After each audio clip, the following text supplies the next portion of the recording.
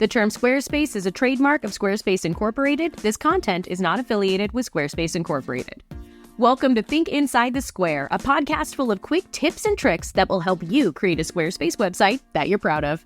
I'm your host, Becca Hardpain, creator of InsideTheSquare.co, and in this episode, we'll be talking about one of the brand new features available in Squarespace, known as Squarespace Courses. That's right, we can now host a course entirely on your Squarespace website, and in this episode, I'll teach you all about it. For a transcript of this episode, along with the links to any resources mentioned, visit InsideTheSquare.co/podcast. Released on August 21st, 2023, Squarespace Courses is a new type of collection page.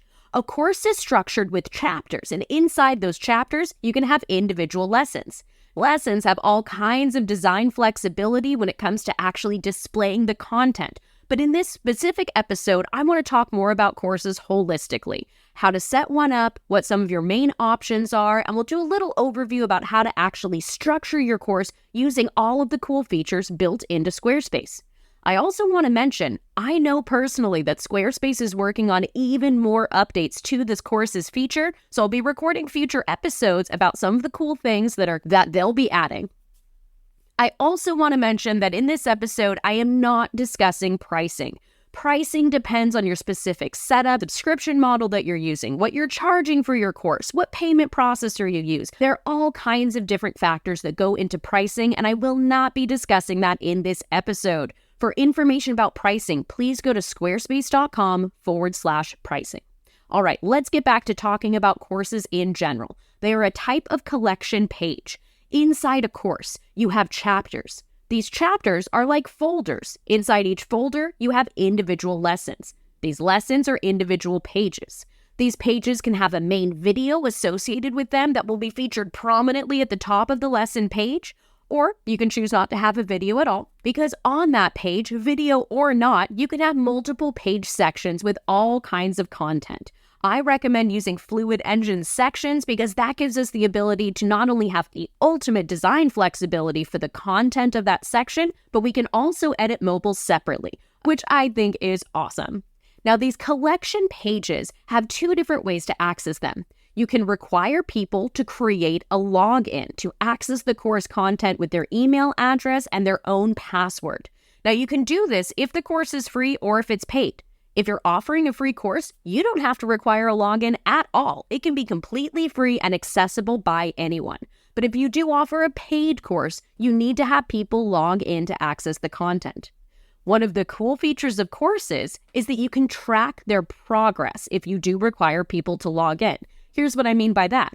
If they're working their way through the lessons in your course, there's a neat little feature with a check mark. As soon as they've completed that lesson or clicked the complete button on the lesson, it will be noted on their profile that they've made it through that content and they've moved on to the next lesson. This is a brand new feature that we've never had in any other type of collection page. That information, that progress, it's tracked on their profile, so you can find out information about how people are working their way through your course content. One of the other cool features that we've never seen before is the brand new sidebar. Inside courses, as you're working your way through lessons, you can click a little icon, and this icon will pull open a list of the chapters and lessons inside that course, so people have this sub-navigation to click around and access different content. Again, a brand new feature we've never seen before. Now, I want to talk to you a little bit about the content inside the course that's specific for Squarespace. The course itself has a name, a navigation title, a URL slug, which is what you'll say like yourdomain.com/ whatever the course is, and then a course summary. This summary can be pulled by content blocks and shown on other pages, so it's a great idea to write a concise, engaging summary that tells people what your course is about. Just a basic overview to get them excited. Now, the chapters themselves are only titles. Remember, it's a folder that holds all of the lessons. So when you're creating your course content for a chapter, all you need is a title. But the lesson, we've got a lot of other options there. Every single lesson has a title. It can have an excerpt, which I strongly recommend, just a concise little paragraph, some engaging content about what the lesson is about. Then a specific URL. Each lesson can have a thumbnail. This is optional, but it's displayed on the overview page and in the sidebar navigation. So I strongly recommend it. Each lesson can have a video, but it's not required. You can just have standard page sections with content. But if you do upload a video for a lesson, it'll be placed at the very top of the page in a really cool looking layout. Those videos themselves can have cover images, which can help it load faster on smaller screens like mobile devices. So that again is recommended if you decide to upload a video. Now on these lesson pages, again, we can have page sections. And in those page sections, you can have all kinds of additional lesson materials, cheat sheets, resource links, any additional content that your students might need. Now, assuming you've already outlined your course, you've got the chapters, you've got the lessons, how do you actually add this content to Squarespace? Now, this is a podcast, so I don't have any visuals here, but head on over to InsideTheSquare.co/podcast to see some links to resources that will help explain this whole concept for you. But here's kind of a 5-step overview. First step, create that course in the not linked section of your site. You don't want people to access it until you're ready. Second step, remove all the demo content. The fastest way, delete a chapter. This will remove all the lessons inside that chapter. Just get rid of everything because you want to replace it with your own.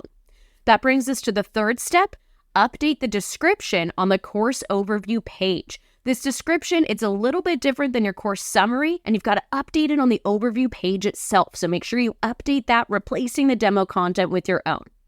The fourth step is to choose the layout options you want for your course overview. You've got some different options for spacing and sidebar navigation, so check out those settings. And then the fifth step is to design your lesson pages. Fun fact here, you can duplicate a lesson page to recreate a similar look for all your content. I like to design a specific type of lesson page, knowing that I'm going to want to recreate this for multiple lessons. Let's say I've got a video, I've got a cheat sheet that goes with that video, I have some additional resources I want people to download. I'll design this lesson, I'll structure it so it looks absolutely perfect on desktop and on mobile, and then I will treat that as a template, and I'll duplicate it and update the content for every single lesson. It'll save you a ton of time. Now, after you've done all of this, those 5 steps to create it, definitely explore the customization options. Inside the font menu and the color menu, you'll find new features that are specific for courses, so definitely check those out. And when you're done with all of that, you're ready to decide whether or not you want this to be a free course or a paid course. You set this up in the course settings, and then you drag it to your main navigation, or you send people directly to that URL in the not linked section of your site because you're ready to launch. Now, we've covered a lot of content here. I totally understand if you've got to repeat this episode, but if you're more of a visual learner like me, don't worry. I've written all of this out for you in an in-depth course creation checklist. It covers all of this magic, available now at InsideTheSquare.co/podcast. I've got a bunch of other resources that I've linked to that are going to help you create your very first course on Squarespace. We'll go ahead and call this episode a wrap because I want to keep these nice and concise. Thank you so much for listening to this episode of Think Inside the Square. I truly hope you enjoyed it. I have a lot more tips and tricks to share with you about making an amazing Squarespace website that is uniquely yours. So be sure to subscribe to this podcast wherever you happen to be listening to this episode. And one last time, head on over to InsideTheSquare.co/podcast for transcripts and links to all of the resources that I mentioned. Thanks again for listening, and most importantly, have fun with your Squarespace website. Bye for now.